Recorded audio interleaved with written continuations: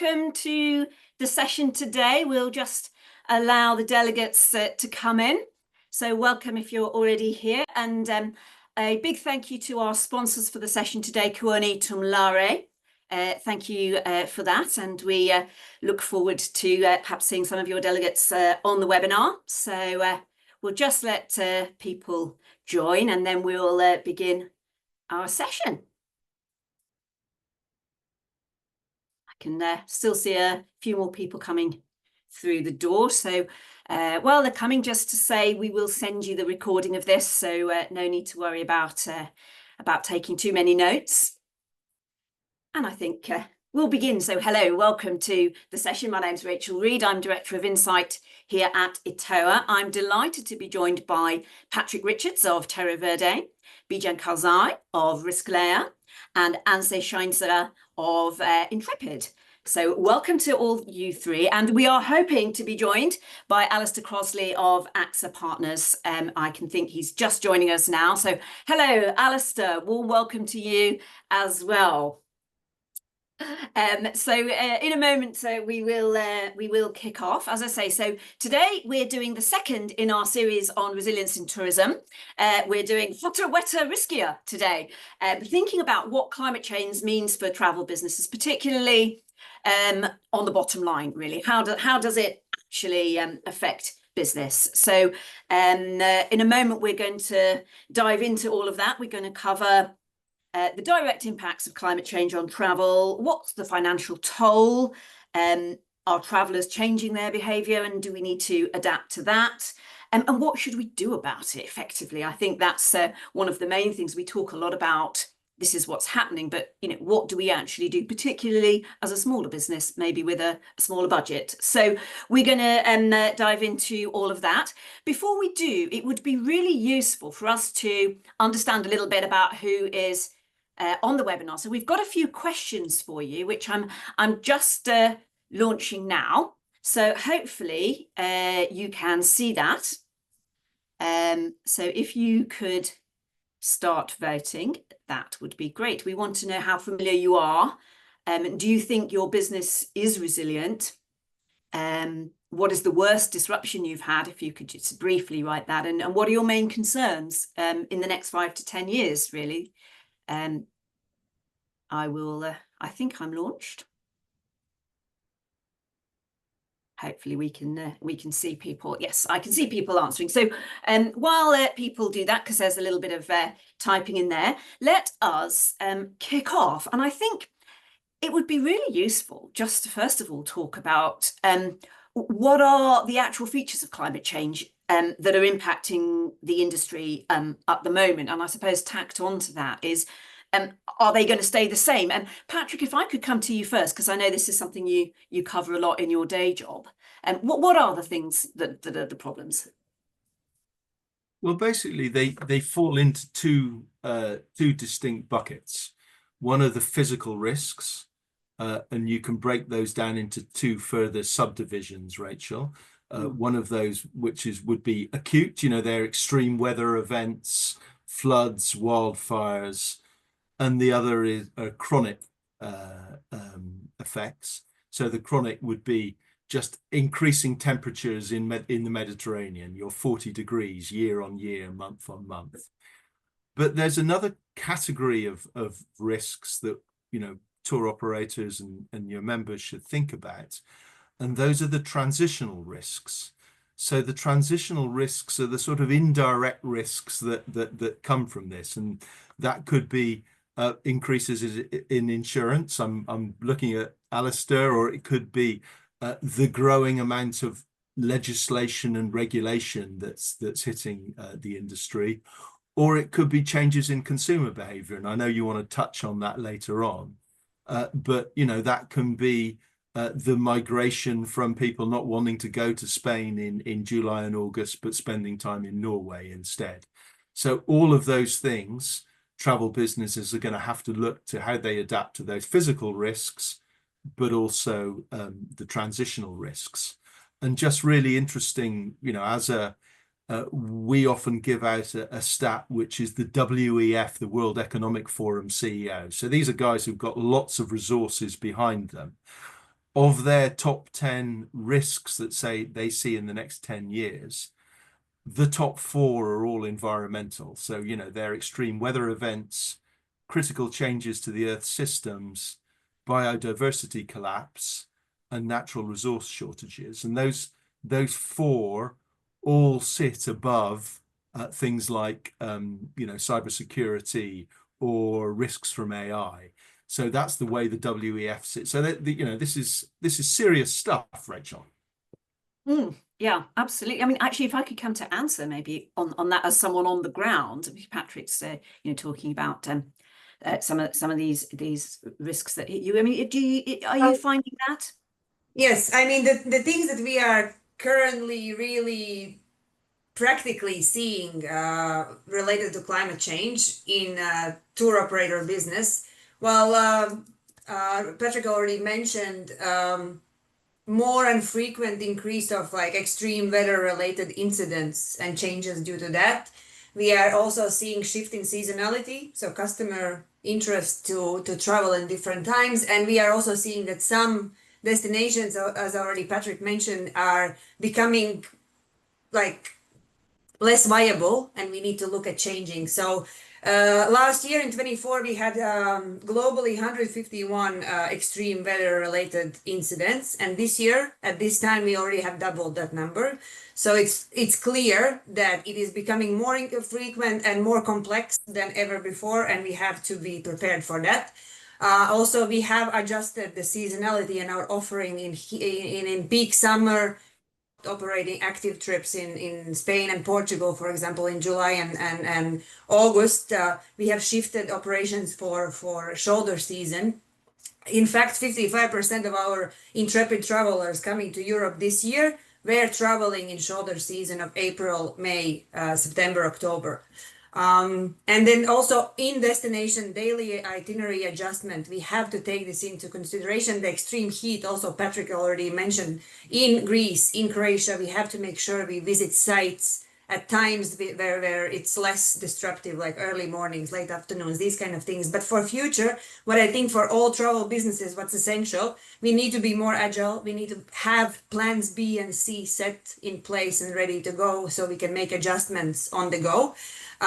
All businesses, large or small, no matter, need to have incident management plans in place, need to have crisis management plans in place. And yes, Patrick mentioned stricter regulations and reporting. Businesses will have to be more transparent and disclose more information on the climate impact on their business. So we need to all be prepared to deal with that. I mean, that sounds like quite a big undertaking in terms of, you know, as a business. And perhaps, Bijan, if I could come to you a little bit on this, because Anza's speaking about it from an operator's point of view, but obviously destinations need to understand the risks as well. And, you know, I know you're doing work around how destinations can understand that sort of the risks and incorporate into their strategy. Can you tell us about that? Yeah, definitely. I think adding to the discussion here, destinations are not equally vulnerable, right? So vulnerability of destination in terms of the communities, the infrastructure is differential, and also the exposure of the climate hazards is going to be different across different parts of the world. So one project we did with Howden, a reinsurance company, and the University of Cambridge was just focusing on small island developing states. And then we kind of modeled the tourism losses that you would expect to have across different types of hazards: storm surge, bushfire, drought, flood. And we found that in places like Vanuatu, Tuvalu, which are highly exposed, you can have annually up to 7-8% of your GDP in terms of losses from climate hazards now. And by 2050, that's going to double to over 15%. So imagine 15% of your GDP on an annual basis is at risk of getting wiped out due to climate hazard. So it's these kinds of financial metrics that I find are sort of most eye-opening for decision makers. And also we find that there is a lot of data. There is no shortage or scarcity of data, even in places where you'd imagine that to be data scarcity. It's a matter of translating these data pieces into metrics that, can result into action, that are relevant, that are meaningful to tourism stakeholders. So in communicating these risks to destinations, that's really what I find in my work experience is missing, is to take some of these models that are globally available, are being worked on in different sectors even, and translating them to the way destinations could be taking action. Thank you. Alistair, I'm going to come to you in a sec, because obviously part of all of this is kind of understanding the insurance impacts, and that's a big part of the mitigation. I just wanted to share who the audience is from the poll. We've got 58% of people saying they have some experience with climate risk. We got 25% are new and 17% experts, very familiar with the topic. So we've got a range there, but most people saying they have some experience. And just in terms of whether people think their business is already resilient, we've got 83%, which nearly everybody said yes, somewhat. So people have obviously got some level of resilience. We've got someone who said very much. If that was you who answered yes, your business is very resilient, do please type in the Q&A if you would like to, because it would be really interesting to maybe chat a little bit more about that. And then a couple of people saying they don't know enough to say whether they would consider themselves resilient or not. And then later we'll come to some of the answers about disruption as we go on. But Alistair, if I could come to you, I mean, I think one of the questions people always ask about this, and obviously touching on what Bijan and Patrick and Anza have said, is are we seeing higher insurance costs, or have we got to a point where some things are just uninsurable? Is that going to be the case? What's it like on the insurance side? Yeah, thanks, Rachel. I mean, I think if we look really holistically here about the overall cost from climate change, and particularly the Nat Cat disasters, that's really what we're talking about here. 2025 has seen the second highest half-year payout on record since 2014, with well over $100 billion being paid out in insurance premiums, insurance recovery. Largely there's a lot of the LA wildfire stuff in there, but we're seeing an ever-increasing amount of insurance payout. We're not yet at the stage where things become uninsurable, because that's not really a future we want to be looking towards. But we recognize that clearly climate change is the number one risk. Patrick, you referenced it on the study you mentioned. AXA, every year we do a future risks report, and the future risks report has indicated that climate change has been the number one risk for insurance experts for the last 5 years consecutively, and 7 of the last 8 years, with only the pandemic causing a blip prior to that. So clearly it's an issue that we need to address, and we need to move away from transferring risks, trying to mitigate the risks. So the insurance community has an obligation and a moral right to play in that space by trying to work on projects that will help try and mitigate some of that climate risk. Because if we carry on with the status quo of just paying out when there's a Nat Cat disaster, we will be transitioning, we will be moving more and more closely towards that state where things become uninsurable. When I sort of kind of then hone back in now onto sort of travel insurance, which is really my area of expertise, we are starting to see insurers looking at individual locations, individual destinations, and what is the cost of providing insurance to travelers wishing to visit those. Historically, insurers we've priced based on 3 regions. You've got Europe, you've got America, and you've got the rest of the world. But now we're starting to capture the information to better price on individual countries, so that we can factor in some of the more frequent climate change disasters that we're starting to see, to understand what is the overall impact on price, and how do we price that into our service offering. Thank you. And I'd like to, I mean, this is really for everybody, not just on Alistair, but can people cancel for climate related events?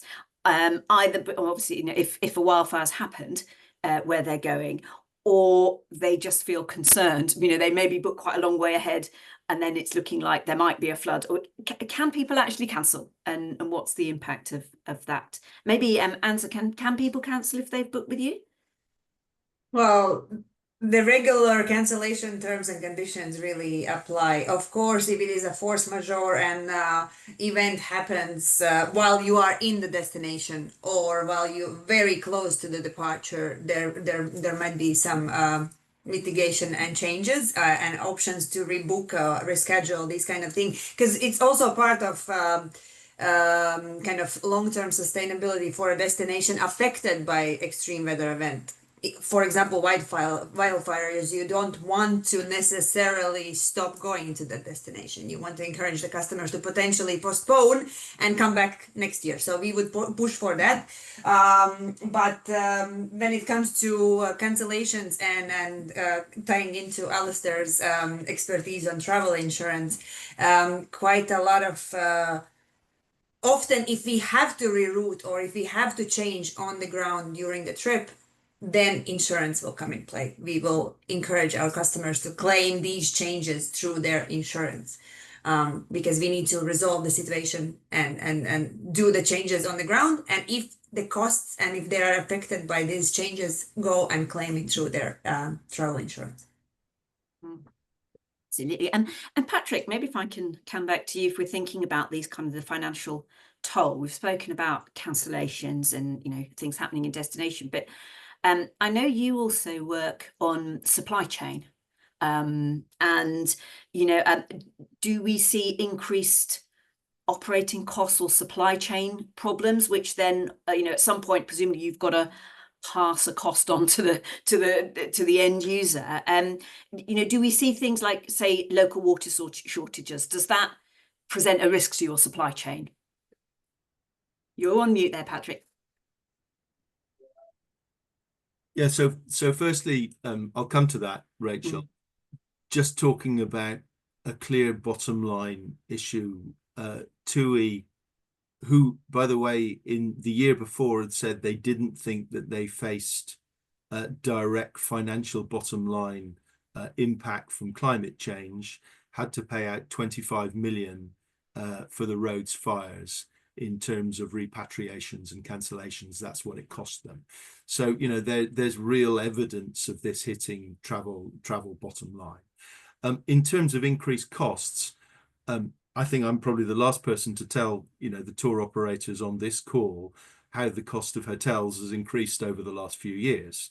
But some of that has been fueled by the hotel's own costs going up in energy and water and all of those areas. So, you know, definitely that increase in the cost of travel and tourism has been fueled by energy, by utility shortages.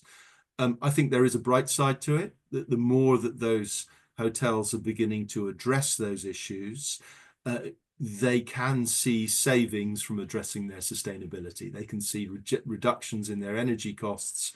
There's plenty of evidence of hotels saving, you know, 50,000 euros a year through saving water, through having, you know, slightly lower pressure in the showers.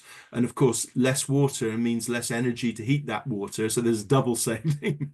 So, you know, there's various areas where, yes, it does have an impact.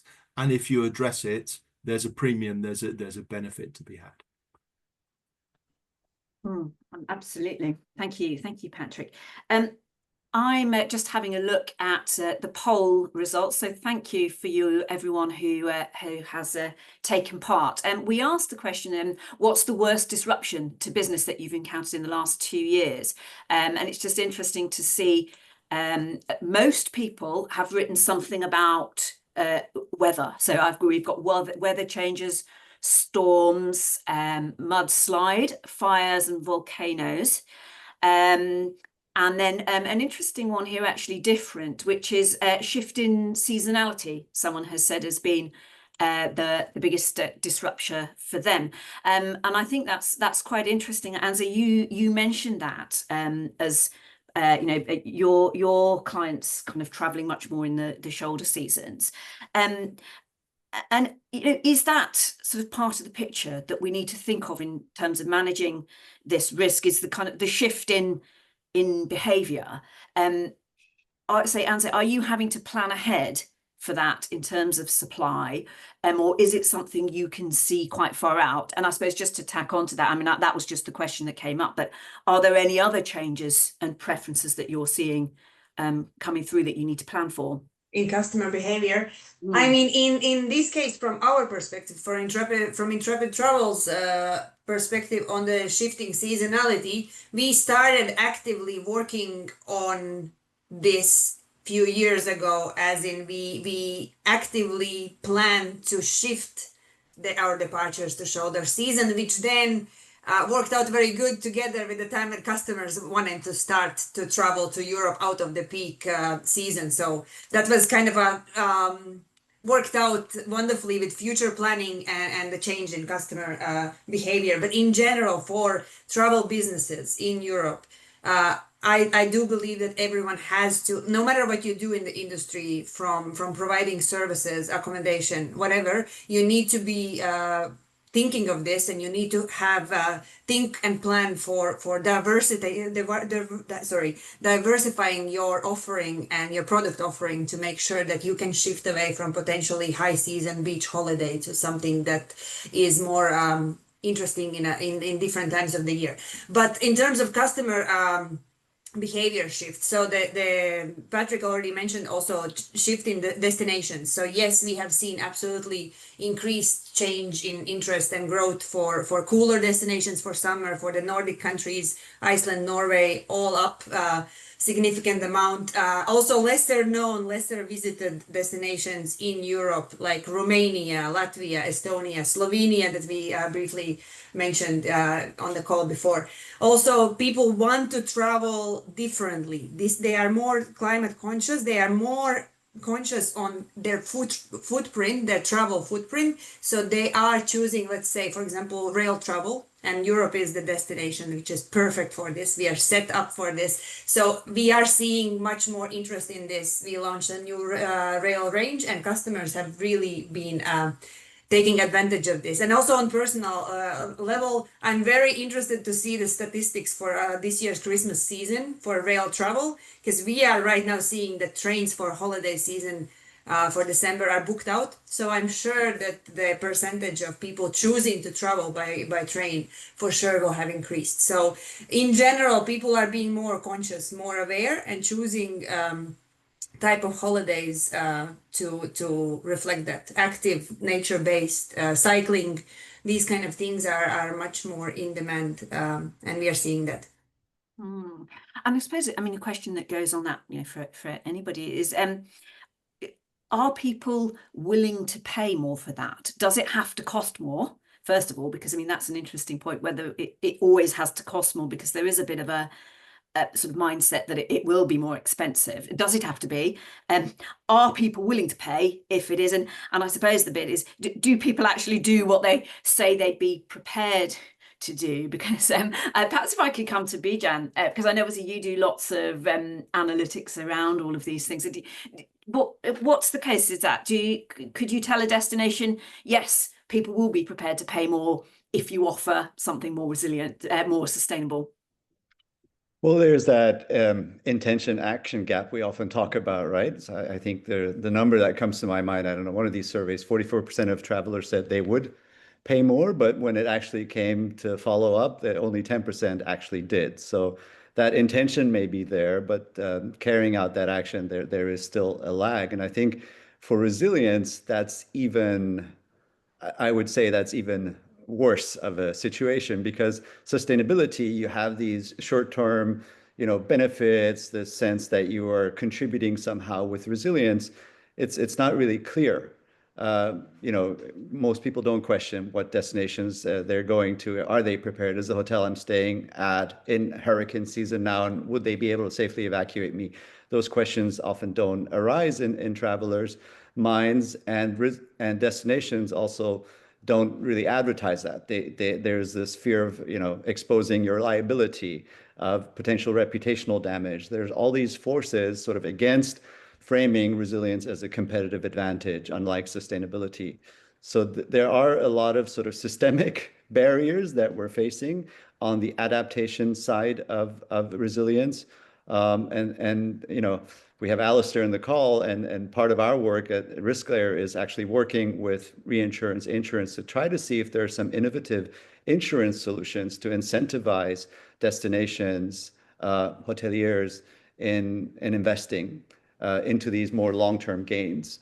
And so the example I mentioned to you about the small island developing states, you know, having 15% of your GDP exposed to losses from disasters is not something any one nation can carry alone. So one innovative solution is to pool resources across these small island developing states, and then look at, you know, donors, look at cat bonds to kind of fund some portion of this premium that these SIDS would have to come up with. And there are solutions like that. So you can say up to 10% of your GDP would be covered by you, but the rest of it would be covered by a mechanism that you pay premium into, to make this a little bit more doable for those countries that wouldn't be able to afford it. So even at the individual asset level, there could be solutions where you're counting towards your premium discount actions that you're taking, often not being looked at by insurance companies so far. But those are the kind of mechanisms that we're working at to try to make it more transparent. What is a hotel doing based on which standards? And can those actions that they're taking to reduce their risk be counted towards discounts in the premium that they pay? I mean, Alistair, maybe bring you in on this. What are your innovative products that Bijan's talking about? Are you bringing new things to market? Yeah, I mean, the insurance industry as a whole is working along the same lines that Bijan's just been talking about. So absolutely, and I mentioned it before, we have to move away from a model where there's risk transfer, so from the destination to an insurer, to risk mitigation. And the insurance industry is one of the key players in that, along with the destinations as well. So those projects are numerous, and you'll see many different examples as you look at different regions around the globe. I think when it comes to products, specifically for environmental solutions, we again need to lead the way. So when you look at the statistics that come from things like the Booking.com travel report, for example, 76% of customers say, yes, they want to travel more sustainably, but almost an equal number expect the industry to make that travel more sustainable. Okay, so they're looking to travel providers, whether that's transportation, whether it's hoteliers, destinations, insurers. It's us as an industry that are being asked to lead the way. And I think the statistic that Bijan mentioned around, yes, a large number wants to pay more, but actually a smaller number actually do pay more for that sustainable piece. So we have an obligation to kind of lead that journey. And we're looking at from an AXA perspective, what solutions we can bring to market that are more sustainable, and giving the customer, the traveler, the opportunity and the choice to purchase an insurance product where an element of the premium is then reinvested into a regenerative project, so that they are able to make a contribution towards improving the sustainability of their particular trip. It's one small part, and the insurance industry can't do it on their own. We need to have the backing, and we see that from some of the hotel groups in terms of improving their sustainability. Same thing goes for the transportation. Yes, as Ansa said, many people moving away from flights to rail travel. We see that happening substantially within Europe, but it's one part that the insurance industry can do to try and, if nothing else, raise the profile and give those consumers that want to invest the chance to be able to do that and to make a contribution towards a regenerative project. Absolutely. Patrick, I saw you unmute yourself. Yeah, I wanted to come in on that point. I think there's almost an obsession on looking at point of sale from the travel business. There are very, very clear stats that when people arrive in destination, if they see things that are unsustainable, they get very annoyed, and that puts them off the destination. And that's to Alistair's point, that people just expect sustainability to be included, in the price. When you get onto a plane, you don't ask the pilot whether he's got a license or not. You expect it. When you walk into a coffee shop, you don't say, oh, shall I have fair trade beans or non-fair trade beans? Coffee shops just as they're part of their product, now provide fair trade themes. So, and I come back to this point on price. Prices have already increased massively in tourism over the last few years. So, we've seen that surge in hotel costs. We're seeing a surge in airline costs. So some of that should at least contain a transition to sustainable practices, Rachel. Absolutely. I think I'd like to move on to, we've spoken a lot about the risks and what they are, where they impact. I think part of the point of this webinar was to talk about what travel businesses should actually do about that. So what I'm going to do is I'm going to look at the last poll question. And while I do that, I believe we have a short video from Kuoni Tumlare to play from our sponsors. So we can run that, please, and I will just check on the results of what are the main concerns of our delegates in the next 5 to 10 years.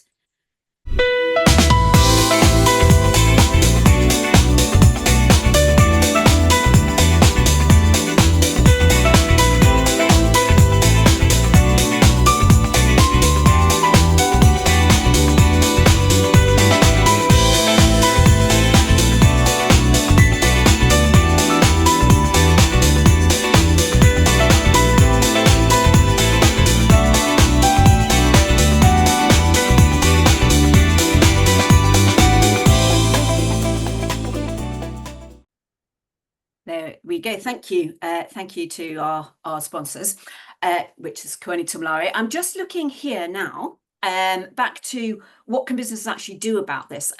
So we asked the question, what are your main concerns around climate change risk in the next 5 to 10 years to the audience? We have got major climate problems and how to address them, storm and weather and more extreme weather. And then Charlotte from Expat Explore has added an element of, yes, there's the extreme weather, but it's the unpredictability that obviously makes it a massive challenge to plan for. So I think that's certainly the big theme from the responses. And then another aspect we've had in them is actually consumer-led disruption to tourism areas. So I'm not sure whether that would mean more things we've seen in terms of residents being opposed to over-tourism and some of the process around that, or whether that is people changing where they actually choose to go. But so those are the kind of main elements and the backdrop to what people are concerned about coming up. But let's say come to you, Patrick, first. What are some of the first steps a business can do if they're starting this journey and they want to understand the risks and they want to mitigate some of them? Where do we start? Look, I think Alistair mentioned it. You've got a plan, and so did Ansa. You really got to sit down. Now, if you're a large business, that might mean using consultants, using computer programs, etc., etc.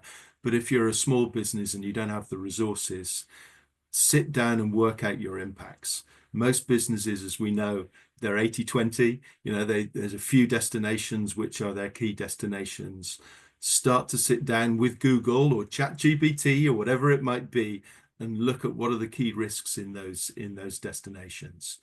Where is your impact, and where can you impact positively? Where can you impact negatively? Talk to the local DMO. What's their plans? Talk to your suppliers. What are their plans? From those, you'll be able to build up a picture of things that you can do. Once you've done that, and I would say that those plans are worth documenting, because as we talked about with regulation, there will be more and more of your supply chain coming and asking you, what are you doing about these things? So it's worth documenting. Create a plan for your customers of how to communicate and what might be done in certain in emergencies. So really it's a planning process of, I find that travel companies are fantastic at being reactive. Anything that hits them, travel companies are able to react to and do a fantastic job. they're not so good at being proactive. So some of this is taking all of that experience that travel businesses have in reacting to problems and trying to plan ahead and say what might hit our businesses and what's our plan for mitigating against it, and how do we collaborate with our wider value chain to, you know, a bit as Alistair said, share the burden, share experience, you know, and mitigate against the problems. Yeah, and Bijan, I mean, what would you advise? If I'm going to start tomorrow, you know, what are the top things that I should do to mitigate this stuff?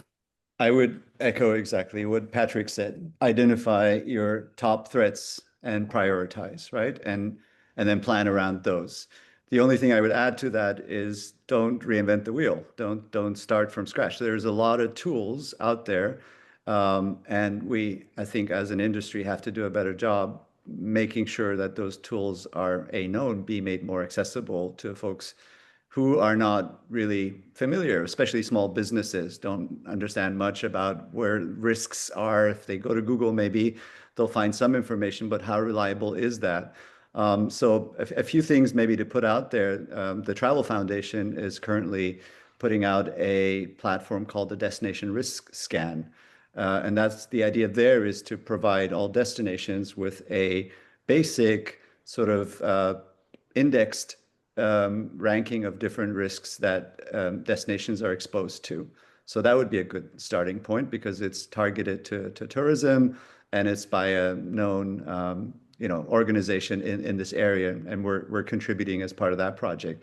Another one is, where would a hotel start with creating a disaster management plan? We found we worked on this for 3 years in a project to create the hotel resilience standards. And often it's a general manager who brings in maybe a disaster plan from another hotel and plays around with a little bit more, but there is no one coherent framework like on, you know, the GSTC sustainability standards for hotels, if you imagine them, that is equivalent to resilience standards. So the idea there was to create a tool, put these standards in a software, and let hotels kind of click their way through that. Am I complying with these? And identify some gaps where they could be improving, get some recommendations. So those tools are there. The Hotel Resilient platform is open and free to hotels to use. And I would say, you know, that would be a good starting point. And then third is, once you've sort of identified your threats and planned,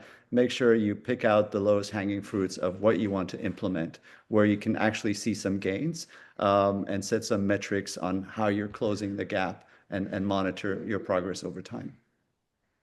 Absolutely. I mean, Anza, have you found that it's start with your low hanging fruit? Is that what you did? Kind of, yes. So in general, I think we are very much aligned here on what businesses should do. Yes, climate action plan, even basic. If you're a small, medium-sized business and don't have the knowledge, do some research and start on it, because just by looking at it and thinking about it, you are gonna start working on the ways how to adjust and adapt your business to the needs. You can check out on Intrepid website, there's resources on climate. We have just released a new climate action plan. You can get some inspiration, and also on different things. But and also on data, collect your data. You need to know as part of Intrepid Travel is part of B Corp certification. So as part of our assessment process over the years, we have had to look at our supplier data. And this is a great opportunity, because once you collect and you start auditing the data, you do notice the gaps and what are the areas you need to improve, what are the areas you need to work on, and yes, what might be the lowest hanging fruit, the first easier to reach, achieve goals that you can go through. So collect your data. More reporting will be needed. The more information you have on your supply chain and what they are doing will really help you. And then maybe simple and straightforward suggestion, but make sure that you are following legislation. The changes and things that are coming out, just make sure that you are on top of this, because this is changing all the time. And yes, Rachel, you mentioned previously, you might be a smaller business with not that much resources, so you want to be aware. So the step one basic in Europe, anyone should be following European Commission because everything trickles down from there. So start there and start tracking your data and do a climate action plan. I mean, I think that's actually a very pertinent point you mentioned about the policy and governance, because I wanted to come back to something that Alistair alluded to when he was speaking about how people do expect the industry to lead the way. You know, we've spoken about this for a long time, and we do know that lots of people or destinations or consumers won't do things voluntarily, either because they don't want to or just because it's so difficult to get everyone to do the same thing. You know, and governance does have to do quite a bit of the heavy lifting when it comes to leading the way. And Anza, you mentioned about staying on top of all of that. I think as a business, my heart might sink a little at how much there is to kind of stay on top of. And I wonder, Patrick, I know you've written about some of the legislation that's coming up, and whether you could tell us a little bit about what is coming up, kind of a few pointers, but then how do you keep on top of it? Because I know you mentioned following the European Commission, but it just seems to come out of so many places. And then suddenly it'll be, I mean, I know, Patrick, you're speaking about one that's got quite a short compliance timeline. And how do we keep on top of it? And what is coming up, Patrick? I think ETOA and associations like ETOA can really help with that. To give your organization a bit of a shout out, Rachel, I think it's worth stepping back a moment and just asking why this regulation is coming in. And the regulation is coming in the first place because there has been a significant increase in volatility that's affected financial markets. And that affects investors, it affects governments, it affects residents. And that's why governments are being forced to move. And that includes the EU, as Ansa said. And I think if you want an example of that, the example she brought up right at the beginning of the call, which was 121 climate incidents in 2024, and already double that in their business in 2025. That just shows the escalation of why this is coming in. So it might surprise you, the one you referred to, there is even climate legislation coming in America, which is something, it's not coming in at a federal level, but it's coming in at a California level. There's two pieces of legislation coming in that are starting in January 2026, where actually businesses over a certain size, and it's over $500 million in turnover in the US, have got to report on their climate risks. But this is mirrored in Europe with the Corporate Sustainability Reporting Directive. But there's other legislation in Australia, in China, in India, in the UAE. So this climate legislation is coming to a town near you, wherever you might be in the world.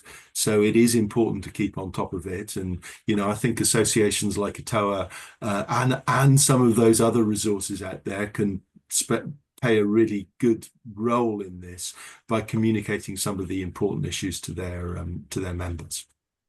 Well, thank you for mentioning that, Patrick, because I would actually point out, because some people may not know, we do have a new sustainability hub.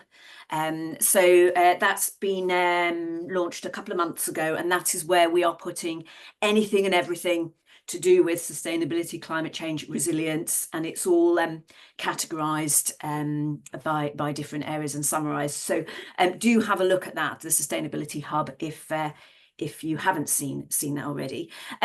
Alistair, can I just come in on to Ansa's point too, which is, although this seems like from the outside, like a very labor intensive box ticking exercises, businesses that go through it see the benefit. As Ansa said, they see the gaps, they see where they can be taking action.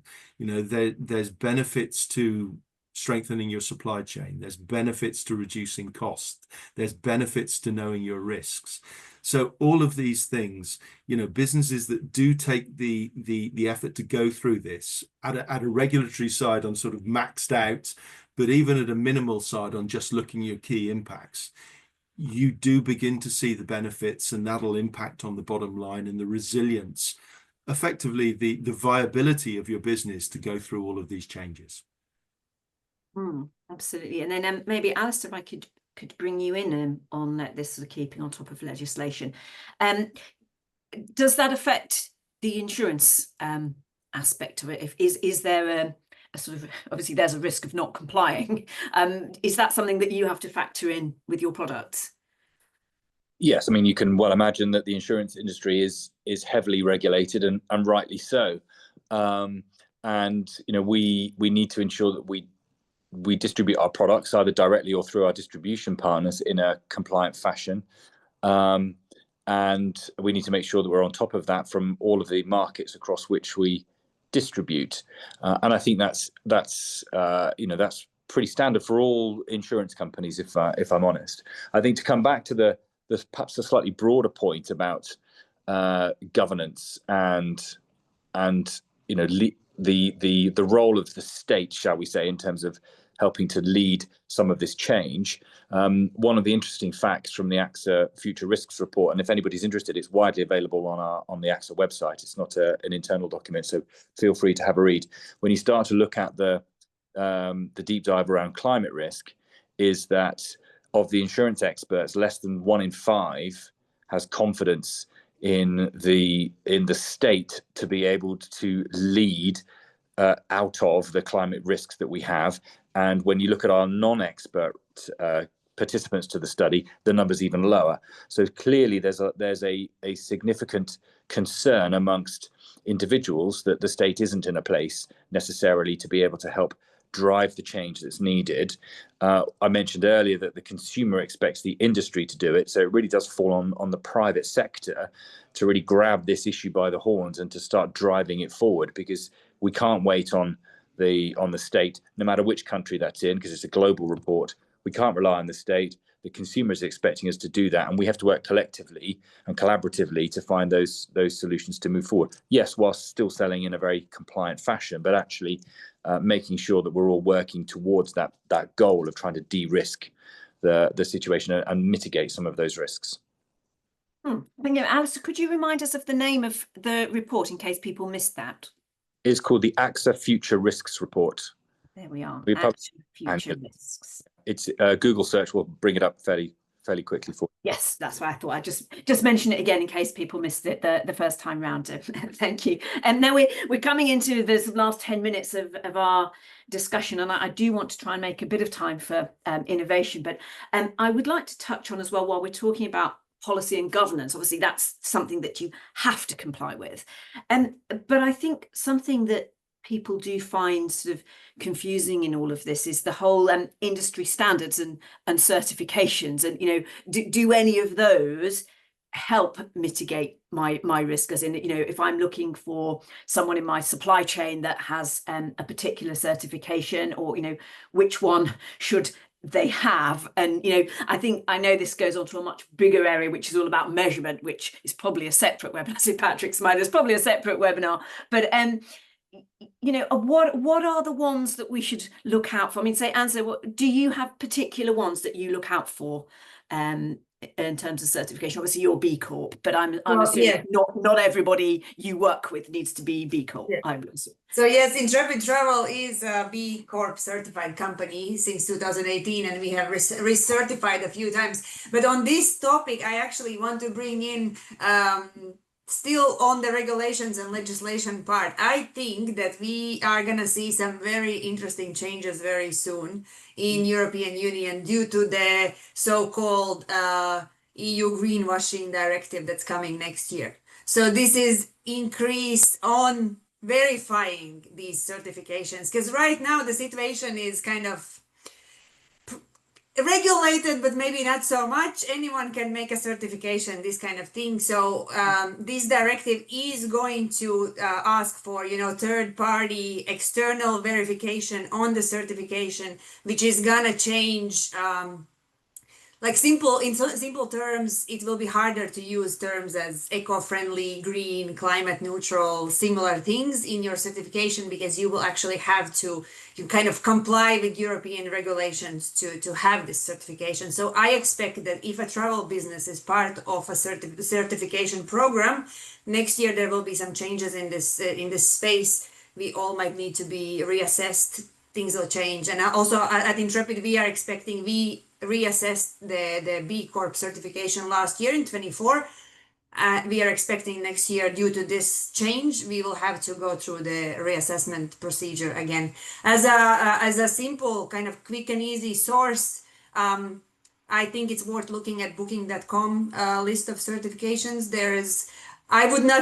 I can't swear to it or guarantee that all of them listed there will meet the new EU requirements, but I think it's a pretty solid and a good list to look at. Bijan.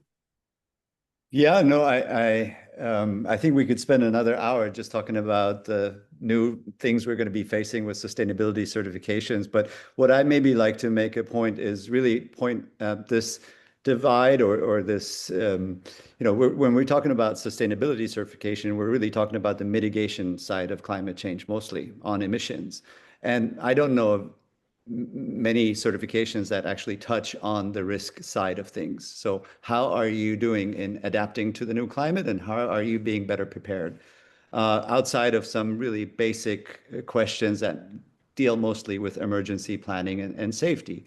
So I think there, going back to Alistair's point about how do we incentivize the private sector to take action? So there's the sticks of the regulatory mechanisms, but then how do we bring out resilience credentials as a competitive advantage of businesses and of destinations, and make that transparent, make that seen as a value in getting rewarded by investors, getting low interest loans for it, getting lower premium rates on it, visitors understanding, as Patrick said, if I'm going to a hotel, it should be a matter of course that it's sustainable. It should also be a matter of course that they have a evacuation plan, that they have proper signage, that they know how to communicate with guests and staff. And all of these require standards, require consensus, require a lot of collaboration among stakeholders that is currently not taking shape, in my view. It's a personal opinion, but we've been in this field for, good part of a decade. And I think there is a need to really, as an industry, push us to work closer together on this, especially as we're facing real climate threats, and it's becoming super evident that we're not going to get away with it. Yeah, I think that's a kind of useful turn of phrase. I mean, we're not getting away with it with anything as it was in the past. But I thought your point there about whether it can be a competitive advantage. I know we'd said earlier, people are perhaps a little bit not keen to have it as a competitive advantage. And I know some of the destinations, say, for example, in the Nordics, don't necessarily want to be rubbing their hands going, oh, jolly good, isn't it great that the world's getting hotter, so people are coming to visit us. You've got to be quite careful about that. But I do wonder, with all of these risks, and trying to mitigate them, and is there an opportunity for innovation and competitive advantage, because people are interested obviously in sustainable trips, and they are interested in resilient trips. So maybe answer, do you find there are certain elements you can take that are good for business and innovation? Well, I will have to say that yes, it works for us. I mean, Intrepid Travel has been Intrepid is a small group tour operator, and we've been in the business for like over 35 years. And from the very beginning, we have been very, climate conscious, environmental conscious, and we've been talking about this. This is in our DNA. This is how we make our trips, how we plan our trips, how we engage with our supply chain, how we engage with our customers. And yes, it has worked. We had the best financial year last year, and 2025 is set to follow suit. So yes, our customers are care about this. But for innovation side, I do believe that the changes in the certification for European Union and the stricter regulations is gonna impact this, because if there are stricter regulations, I do believe that the customer will also know that you have to go through a more rigorous process of certification. And then if you have this stamp of approval, you can use it in your marketing, and you should use it in your marketing. As I mentioned before, we have seen a customer change. We see that people are choosing in line with Patrick said, what Patrick said. Yes, they are expect it's all already there and that the business has done it, but still they are choosing, they are making the more sustainable choices. And what we are seeing from our side as innovation and change in kind of near future, we do expect that there most likely will be heavier regulations and heavier taxation on long haul flights. So yes, at Intrepid, we need to work on kind of a longer term strategy on how to shift our business model to closer to home, which also will go in line with our new climate action plan changes and emission reductions. So that will be the innovation that we'll need to work on. Thank you. Thank you. I think we're now almost out of time. I think there's certainly an awful lot more we could cover. Patrick, if maybe I could just come to you on the innovation side of things.